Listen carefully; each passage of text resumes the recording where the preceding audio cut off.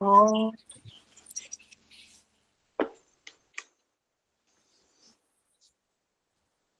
ఓం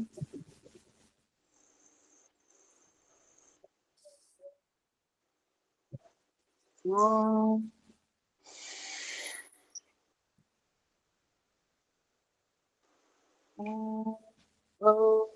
భువస్వహ తత్సవితుర్వరేణ్యం భర్గో దేవస్య ధీమహి ధియో యో నః ప్రచోదయాత్. సతో మా సద్గమయ తమసో మా జ్యోతిర్గమయ మృత్యోర్మా అమృతంగమయ. సహనావతు సహనౌ భునక్తు సహ వీర్యం కరవావహై తేజస్వినావధీతమస్తు మా విద్విషావహై. ఓం శాంతి శాంతి శాంతి.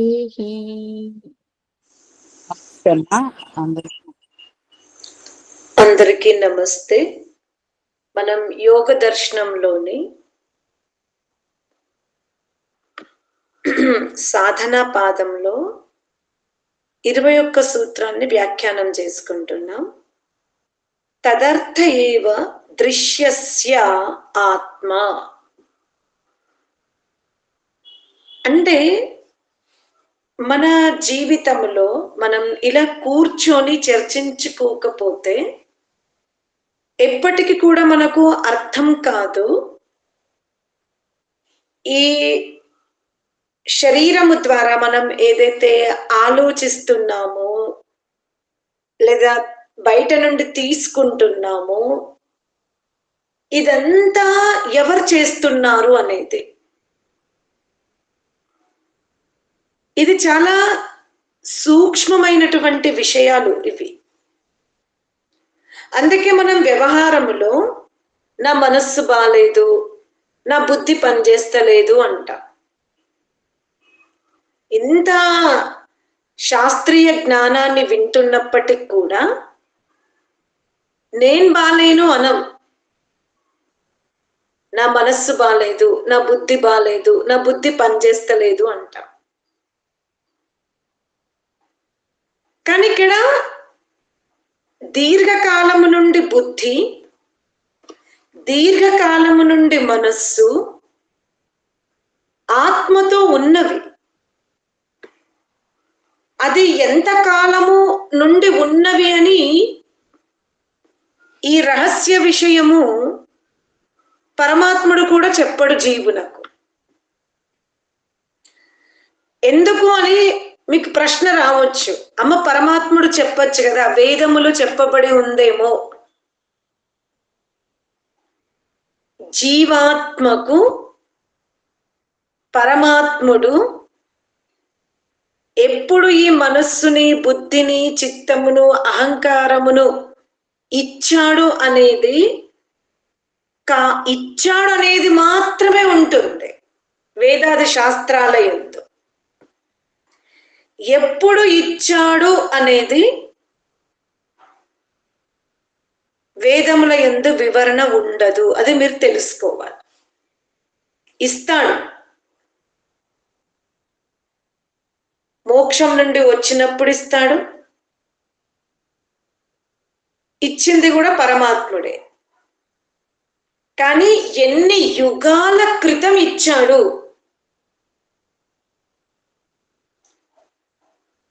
అంటూ ఒక సమయ నిర్ధారణ వేదముల యందు చెప్పబడి ఉండదు. అనుకోవచ్చు, చెప్పి ఉంటే.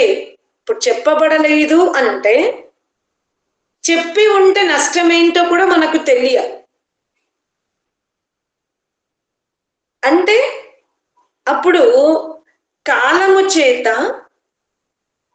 పరమాత్ముని యొక్క సమయాన్ని, జీవాత్మకున్న బంధాన్ని మనము గణింపజేసుకోగలుగుతాం. అందువల్ల ఆ రహస్య విషయాలు పరమాత్ముడు వేదాది శాస్త్రాల యందు చెప్పలేదు.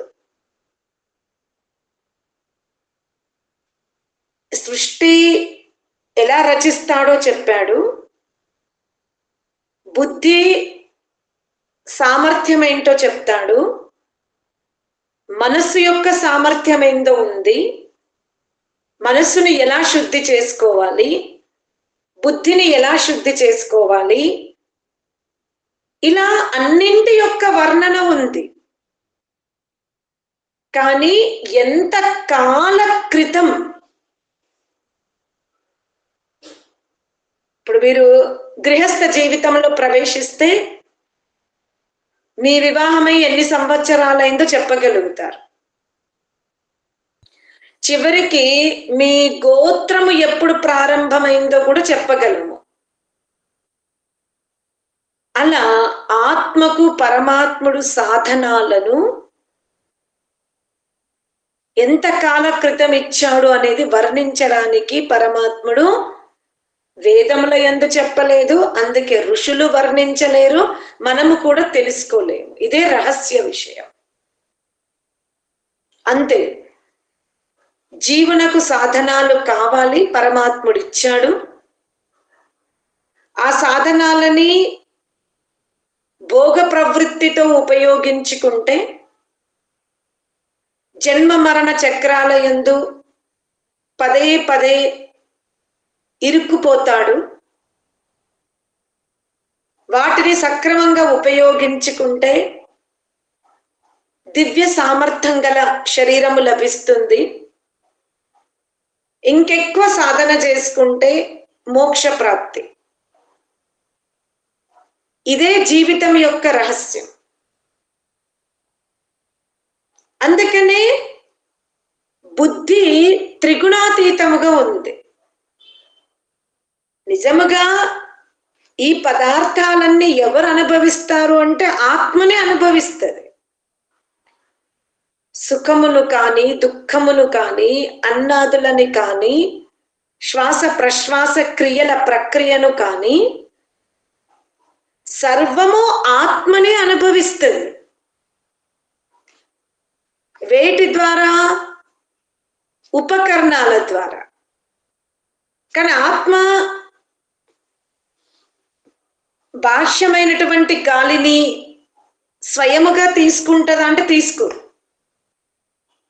అది మనస్సుకు ప్రేరణ ఇస్తుంది, బుద్ధికి ప్రేరణ ఇచ్చింది, నాసిక ఇంద్రియంకు ప్రేరణ దొరికింది, ఆ ఘ్రాణమును తీసుకుంది.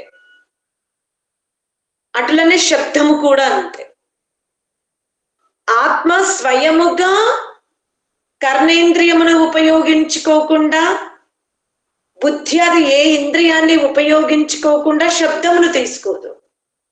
అలా సర్వం, రసము, ఆహారము, ఏదైనా ప్రకృతి పరమైన సుఖమును మాత్రం మీరు ఇక్కడ తీసుకోవాలి. ప్రకృతి పరమైన సుఖాలను మాత్రం ఆత్మ స్వయముగా తీసుకోదు. ప్రకృతి పరమైన సుఖాలను ఆత్మ ప్రకృతి సాధనాల ద్వారానే పొందవలసి ఉంటుంది.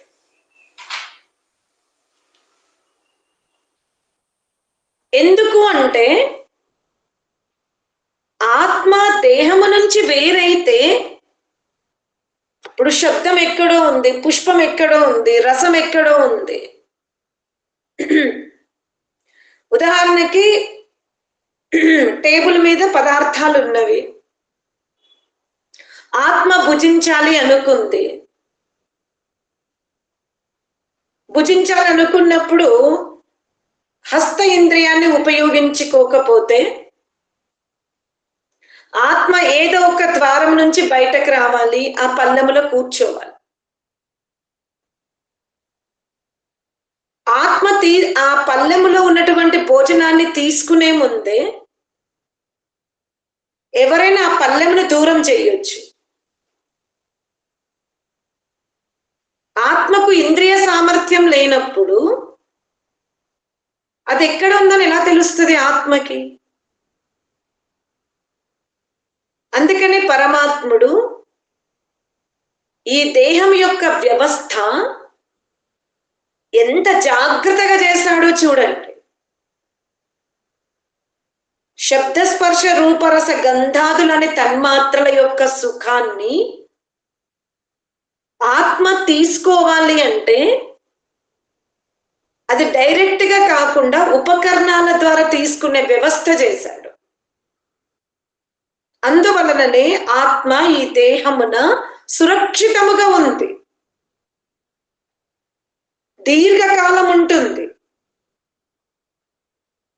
మరి కానీ పరమాత్మ స్వరూపాన్ని ఆత్మ పొందాలి అంటే ప్రకృతి సాధనాలని ఉపయోగించుకోకుండా కూడా పొందగలుగుతుంది. ప్రకృతి సుఖం తీసుకోవాలి అంటే ఆత్మకు సాధనాలు కావాలి.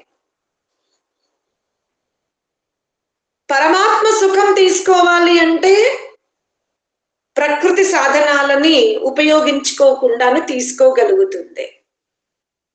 ఎందుకంటే ప్రకృతి పరమైన సుఖాలన్నీ బాహ్యంగా ఉన్నవి, ఆత్మపరంగా ఉన్న సుఖాలన్నీ అంతర్గతంగా ఉన్నవి. అందుకని ఇక్కడ ఏం చెప్తున్నాడు? ఈ బుద్ధిలో జరుగుతున్నటువంటి ఏదైతే వికారాలు ఉన్నాయో అవి ఆత్మ వికారాలు కావు.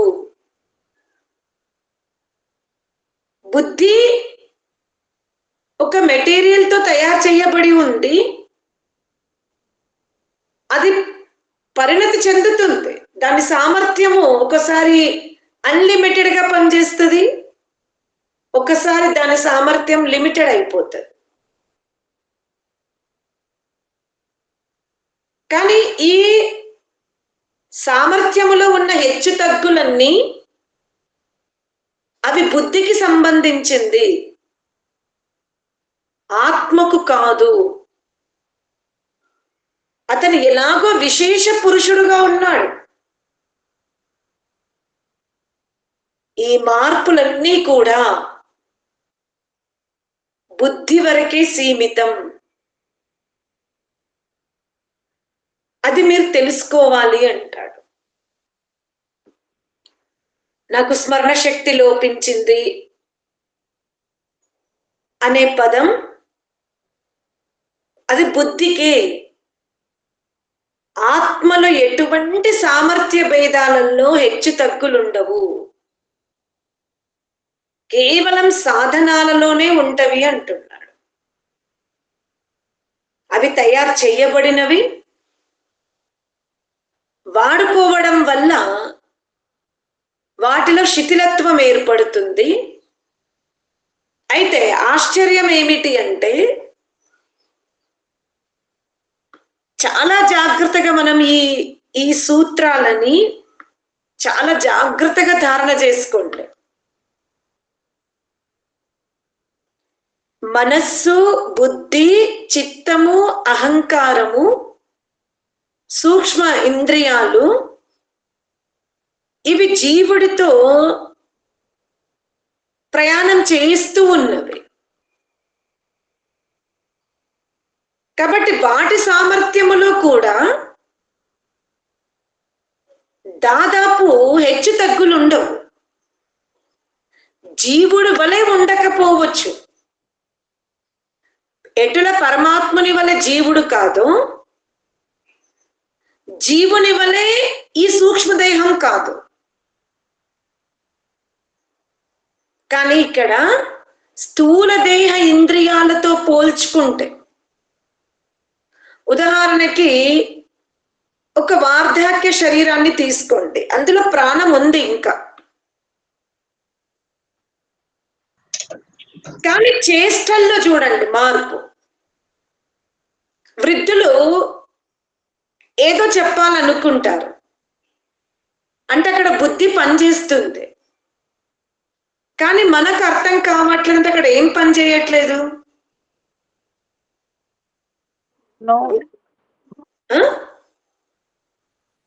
వాక్కు పని చేయట్లేదు. అంటే వాక్కు సామర్థ్యము కంటే బుద్ధి సామర్థ్యం ఎక్కువ ఉన్నది. అందుకనే కళ్ళు పని చెయ్యవు, కానీ బుద్ధిలో చేష్ట ఉంది. చెవులు పనిచేయవు, బుద్ధిలో చేష్ట ఉంది. కాలు చేతులు సహకరించట్లేవు. అందుకే మీరు వృద్ధులను చూడండి, వాళ్ళు తల ఊపడము, శరీరాన్ని కదిలించడము, సైరలు చేయడము, ఏదో ఒకటి వాళ్ళు మనకి చెప్పాలనే అనుకుంటారు. ఎందుకు? శిథిలత్వం ఎక్కడుంది? ఆ శిథిలత్వం అంతా దేహమున ఉంది. ఆ దేహములో శిథిలత్వము, బలహీనత ఉండడము వలన మనం వారి అభిప్రాయాలను తెలుసుకోలేకపోతాం. కానీ దేహము ఎంత శిథిలముగా ఉన్నా వాళ్ళ బుద్ధి, వాళ్ళ మనస్సు, వాళ్ళ చిత్తం మాత్రం సరిగ్గా పనిచేస్తుంది. అందుకనే వాళ్ళకి రెండవ జన్మ అర్థమవుతుంది, ఎక్కడికి వెళ్తున్నారో అర్థమవుతుంది. అందుకనే వాళ్ళు రోధిస్తారు. ఇలా చేతులతో ఆ భగవంతుడితో ఉపదేశింపబడుతున్నప్పుడు మీరు గమనించుకోండి, ఈ హృదయం మీద వాళ్ళు చేతులతో కొట్టుకుంటారు. ఎంత పెద్ద పొరపాటు చేశాను నేను, నాకు లభించిన ఈ అవకాశాన్ని నేను సద్వినియోగం చేసుకోలేదు. కానీ మనమేమనుకుంటాము? ఎందుకు కొట్టుకుంటున్నావు అని అడుగుతాం. అతను ఎందుకు కొట్టుకుంటున్నాడో అని చెప్పే స్థితి వాక్కునకు పరమాత్ముడు ఇవ్వడు. మీరు చాలా గమనించుకోండి. అందుకే చాలా మంది ఏమనుకుంటారు, బుద్ధి పనిచేస్తుంది కాబట్టి బుద్ధి, మనస్సు, ఆత్మ అన్ని ఒకటే అనుకుంటారు. కాదు. స్థూల ఇంద్రియ సామర్థ్యము కంటే బుద్ధి సామర్థ్యం చాలా గొప్పది. ఎంత గొప్పది అంటే మోక్ష పర్యంతము. ఉదాహరణకి మనం ఈ సృష్టిని తీసుకుందాం. ఇప్పుడు ఈ సృష్టి 7వ మన్వంతరములో ఉంది. వర్తమాన సృష్టి యొక్క కాలపట్టిక 7వ మన్వంతరములో ఉంది. మనము సృష్టి ప్రారంభములో అంటే మొదటి మన్వంతరములో ఒక యుగమున మనం ఒక దృశ్యం చూసాం. అక్కడ ఒక పాపం చేశాం. అవన్నీ మన బుద్ధిలో, మన మనస్సులో స్టోరేజ్ అయిపోయినాయి. నేను పూర్వ సృష్టి విషయం చెప్పట్లే, ఈ సృష్టి విషయాలే చెప్తున్నా. అక్కడ మనం దేహం త్యాగం చేశాం. అక్కడ దేవదత్తుడుగా పుట్టామో, చిలుకగా పుట్టామో, నెమలిగా పుట్టామో మనకు తెలియదు. అలా మన యాత్ర ఇప్పుడు 7వ మన్వంతరంలోకి వచ్చింది. మొదటి మన్వంతరములు చూసిన కోరికలు, జాగ్రత్త పడ్డ స్మృతులన్నీ కూడా అలాగే యాత్ర చేసుకుంటూ వస్తున్నవి మనతో. కానీ ఏ దేహములో ఆ కోరిక పెంచుకున్నాము, ఏ దేహములో ఉన్నప్పుడు ఆ విధమైన దుఃఖ రూప ప్రవృత్తితో ఉన్నామో మనకు గుర్తుండదు. ఆ దేహం వెళ్ళిపోతుంది. కానీ ఆ దేహాన్ని ఆధారంగా చేసుకున్న జ్ఞానము, ఆ దేహాన్ని ఆధారంగా చేసుకున్న కర్మలన్నీ కూడా మన చిత్తమున, మన మనస్సున, మన బుద్ధిన ఉన్నవి. అందుకే ఇప్పుడు మనం ఈ సత్సంగము ద్వారా, ఈ వేదశాస్త్ర పఠనము ద్వారా మనని మనం అనుకుంటాం, నేను ఆత్మ కళ్యాణం చేసుకోవాలి, ఆత్మ దర్శనం చేసుకోవాలి అనుకుంటాం. ఆ విధంగా జీవించాలని కూడా మనలో కోరిక ఉంది. అంటే ఋషులు ఆత్మను దర్శించుకోవాలి అంటే, ఆత్మదర్శులు కావాలి అంటే వాళ్ళ జీవన ప్రక్రియ ఎలా ఉందో అలాగే మనము కూడా నడవాలి అనుకుంటాం. కానీ కొన్నిసార్లు మీరు గమనించుకోండి, సంకల్పానికి విరుద్ధంగా మన ప్రవర్తన ఉంటుంది. అయ్యో ఎందుకు ఇలా చేశాను అనిపిస్తుంది. కారణం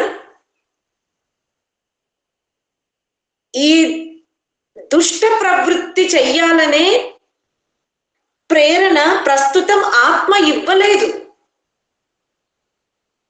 ఆత్మ ప్రస్తుతం ఆత్మదర్శిగానే ఉండాలనుకుంది. కానీ ఈ పొరపాటుకి ఆత్మ ప్రేరణ లేదు. కానీ జరుగుతుందా జరగదా? జరుగుతుంది. కారణం జన్మల ప్రభావం. బుద్ధిలో ఆ సంస్కారం ఉంది. మీరు చాలా జాగ్రత్తగా తెలుసుకోవాలి ఈ రహస్య విషయాలు. ఆత్మ దుష్ట పని చెయ్యాలనుకోలేదు, సత్ప్రవర్తనతోనే ఉండాలనుకుంది ఆత్మ. కానీ వాసన రూప సంస్కారము బుద్ధికి ఎప్పుడో అనుమతి ఇచ్చాడు గనక అది జాగృతం అవుతుంది.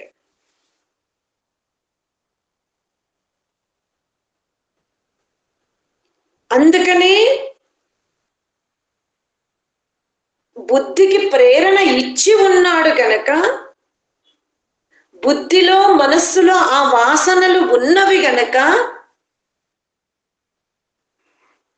అతను ఎప్పుడు కూడా జాగ్రత్త అవస్థలో కానీ, స్వప్న అవస్థలో కానీ, సుషుప్తి అవస్థ యందు కానీ జీవుడు చాలా జాగ్రత్తగా జీవనం కొనసాగించుకోవలసి ఉంటుంది. ఇక్కడ ప్రతి దుష్ట కార్యానికి ఆత్మనే ప్రేరేపించింది అనుకోకండి.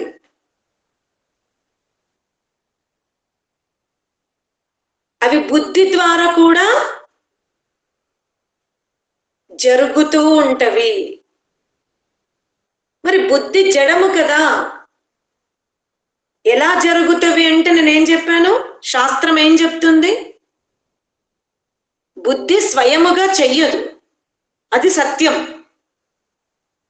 ఇప్పుడు వర్తమానములో ఆత్మ అటువంటి దుష్ట కార్యం చెయ్యాలి అనుకోలేదు, కానీ జరిగింది. ఈ రహస్యాన్ని మీరు చాలా జాగ్రత్తగా పట్టుకోండి.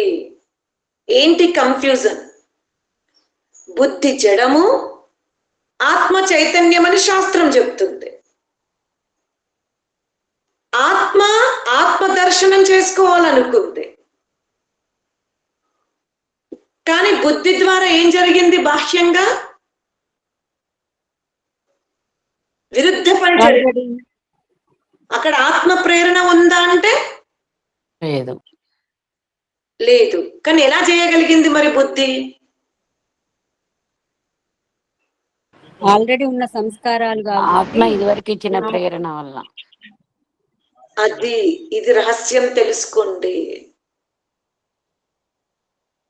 ప్రస్తుతం ఆత్మ బుద్ధికి ఆ అవకాశం ఇవ్వలేదు, కానీ ఆల్రెడీ బుద్ధిలో ఆ అవకాశము ఉంది. ఉంది. అందుకని మనం ఎంత జాగ్రత్తగా ఉండాలో చూడండి. చాలా జాగ్రత్తగా ఉండాలి. మీకు ఈ సూక్ష్మ విషయాలన్నీ కూడా అంతర్గత సాధన చేసినప్పుడు అర్థమవుతుంది. అందుకే బుద్ధి జడము. ఇప్పటికి కూడా చాలా మంది ఈ విషయాలను చర్చించాలంటే భయపడతారు. ఇది మనకు అర్థమైంది. బుద్ధి జడము, ఆత్మ చైతన్యం. మరి ఆత్మ తప్పు చెయ్యాలనుకోవట్లేదు. మరి ఎందుకు తప్పు చేస్తుంది? కావున బుద్ధిని కూడా వాళ్ళు చైతన్యంగానే తీసుకుంటారు. అర్థమైందా? ఆ బుద్ధి జడం, ఆత్మ చైతన్యం. ఆత్మ ప్రేరణ లేకుండా బుద్ధి ఏ పని చెయ్యదు. ఇది ఇంతవరకు అర్థమైంది. కానీ ప్రస్తుతం ఆత్మ ఆ పని చెయ్యాలి ఉండలేదు, అనుకోలేదు, కానీ జరిగింది. అందుకే ఏమంటారు? బుద్ధి కూడా చైతన్యమే అంటారు. అందుకే మొత్తం సిద్ధాంతము తలక్రిందులవుతుంది నేడు. కానీ మనం గుర్తు పెట్టుకోవాలి, ఆత్మ తనని తాను దర్శించుకోవాలని ఎప్పుడు అనుకుంది?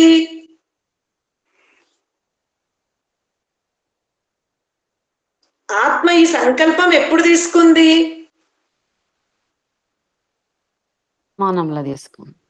వర్తమానంలో తీసుకుంది.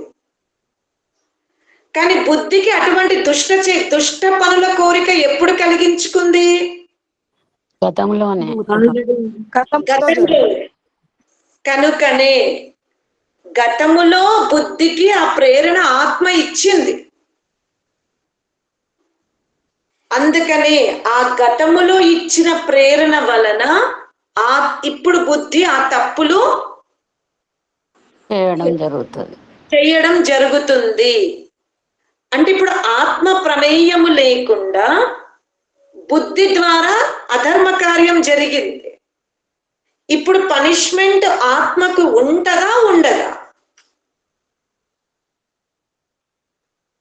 ఉంటుంది. ఎందుకంటే బుద్ధి వర్తమానములో ప్రేరణ తీసుకోకపోయినా సరే గతములో తీసుకున్న ప్రేరణ వలననే ఆ పని చేయడం జరిగింది. అందుకనే పనిష్మెంట్ ఎవరికి ఉంది? ఆత్మకే ఉంటుంది. అందుకనే ఇప్పుడు మనం ఆత్మదర్శకులముతో పాటు దినములో బుద్ధి ఎటువంటి కుచేష్టలు చెయ్యబోతుందో అన్న జాగ్రత్తలు కూడా మనమే తీసుకోవాలి. కాచి ఉండాలి. ఈ బుద్ధి ఏం చేస్తుంది, మనసు ఏం చేస్తుందో అంత లాపర్వాహ పనికి అర్థమైందా? చాలా జాగ్రత్తగా మనని మనం గమనించుకోవాలి. అంతు చిక్కదు. అరే నా మనస్సులో నేను ఇటువంటి కోరికనే లేకుండే, నేను ఈ పని చెయ్యాలనే అనుకోలేదు, అయినా జరుగుతుంది. అందుకనే మనం ఎప్పుడు లోచూపుతో ఉండాలి. పిల్లలు ఎలా తల్లి నిఘా పెట్టినంత కాలం నిప్పులో చెయ్యి పెట్టరు. తల్లి కొంచెం పక్క జరిగింది అనుకోండి, ఏమైతుంది? వాళ్ళు చేయాలనుకున్న పని చేసేస్తారు. ఇప్పుడు ఆ దుర్ఘటన జరగద్దు అంటే రెండే రీజన్స్. అయితే అక్కడి నుంచి నిప్పుని తొలగించాలి, లేదా తల్లి అన్న పిల్లవాడిని కనిపెడుతూ ఉండాలి. ఇప్పుడు నిప్పుని మనము పెడితే నీళ్ళు చల్లారుస్తాం. నిప్పు ఎవరు పెట్టారు? ఇప్పుడు నిప్పు మనం పెట్టామనుకోండి మనం చల్లార్చగలుగుతాం, కానీ అసలు నిప్పు మనం పెట్టలేదు కదా, ఆల్రెడీ ఉంటుంది. ఆల్రెడీ ఉంది. ప్రకృతిలో ఆ సుఖాలు ఉన్నవి. పరమాత్మని ద్వారా అటువంటి వ్యవస్థ ఉంది. రాజు చేశాడో తల్లి చేశాడో ఇరుగు పొరుగు వాళ్ళందరూ ఆ వ్యవస్థ చేసేస్తున్నారు. మనం చల్లార్చినంత మాత్రాన మరొకరు వచ్చి దాన్ని వెలిగిస్తూనే ఉంటారు. కాబట్టి ఇక్కడ మనం ఏం చెయ్యగలగాలి? నిప్పు దగ్గరికి వెళ్ళకుండా బాలకుణ్ణి మనం చూసుకోవాలి. ఇక్కడ బాలకుడు ఎవరు? బుద్ధియే. ఆత్మనే తల్లి, నిప్పే ప్రాపంచిక వ్యవస్థ. మనం ప్రాపంచిక వ్యవస్థను మార్చలేము, కేవలం బుద్ధిని మాత్రమే మార్చుకోగలం, మన ఆధీనంలో పెట్టుకోగలము. కాబట్టి మనం ఎప్పుడు కూడా ప్రకృతిలో మార్పు రావాలని కోరుకోవద్దు. మన బుద్ధి ఏం చేస్తుందో గమనించుకోవాలి. నేను కేవలం సాధన చేస్తున్నా, ఇక నాతో ఇలాంటి దుష్ట పనులు జరగవు అనుకోకండి, జరుగుతూ ఉంటవి. కాబట్టి మనం చాలా జాగ్రత్తగా ఉండాలి. అర్థమైందా? ఈ సూత్రాలని ఎంత ఎక్కువ నెమర వేసుకుంటే మీకు ఎంత సందేహాలు వస్తే అవి చర్చించుకోండి. ఓం శాంతి శాంతి శాంతి.